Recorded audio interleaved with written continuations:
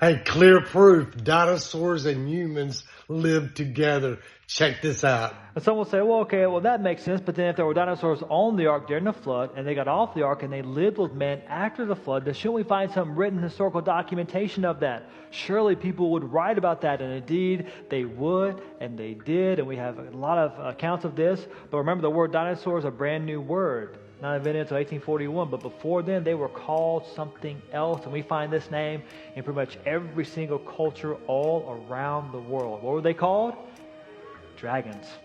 And we find these legends, they're legion. They are all over the place in pretty much every single culture. Now, some are embellished, of course, but many of them describe known types of dinosaurs. And even the honest evolutionist knows about these.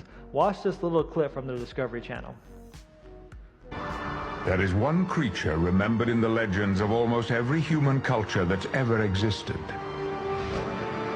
A creature depicted with remarkable similarity by the Chinese, the Aztecs, even the Inuit, who live in a frozen land where no reptiles are found. Even they have stories of this animal, the dragon.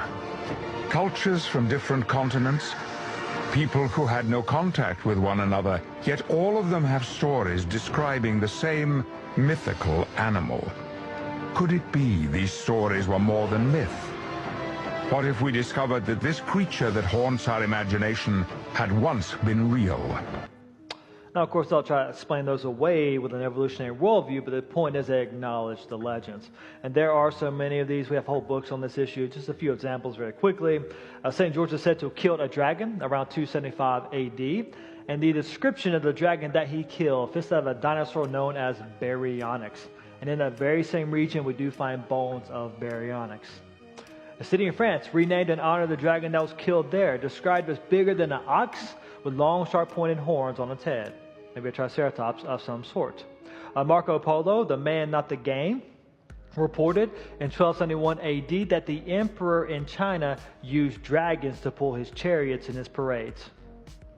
Which, by the way, if I was an emperor and there were dragons around, they'd pull my chariots too, because that's awesome. All right? This makes really good sense. Well-known historians like Aristotle and Herodotus, they reported seeing flying dragons. Herodotus may know this in his writings, where he went to go see these winged serpents as they flew for Egypt. And he says he saw them. And he says they were like snakes. They were reptilian. And their wings were not feathered, but they were membranous, like the wings of a bat. The Historia Animalia, a very well-known old secular science book, said dragons were still around in the 1500s, but were rare by then and fairly small in comparison to those older dragons. You also find carvings and drawings all over the world that appears to show man with dinosaurs. A few examples of those. Here's a piece of ancient Egyptian pottery, seems to show two long-necked dinosaurs. A Roman mosaic from the 2nd century, again two long-necked dinosaurs. I'll go over to northern England, visit Carlisle Cathedral, see the tomb of Bishop Bell, who died around 1500, and there are brass strips around his tomb with carvings of animals on those strips, and some of those carvings look like known types of dinosaurs. Or go to Cambodia, visit this temple built around 1,000 years ago. Zoom in on the column of this temple. You have what appears to be a clear depiction of a Stegosaurus, the dinosaur with the plates on the back. Bringing it back closer to home, over in Colorado, here's a pictoglyph of quite possibly a Triceratops. You got the big body, plated back of the head, 3 horns. Of course, the evolutionists say, no way, that's just a really bad goat. Those Indians were terrible artists. But if you look above, they knew what a goat looks like. All right, they weren't confused by that. But it gets a lot better than that. Over in Utah, close to there, we find another cave wall drawing of what is clearly a sauropod dinosaur.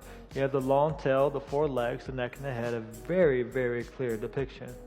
Also close to there, another cave wall drawing of a pterosaur of some sort. It would appear with those distinctive features, the bump on the head and the webbed feet. Another cave wall drawing of a different sauropod dinosaur, enhanced so you can see it better, but there you go. Here's a fun one to end on as far as this subject goes. This is a creature given to us by the Aboriginal people, and they called this creature Yaru. And they say Yaru was a real creature, it was a real menace. And in this picture, they're showing us the time that Yaru ate one of their friends.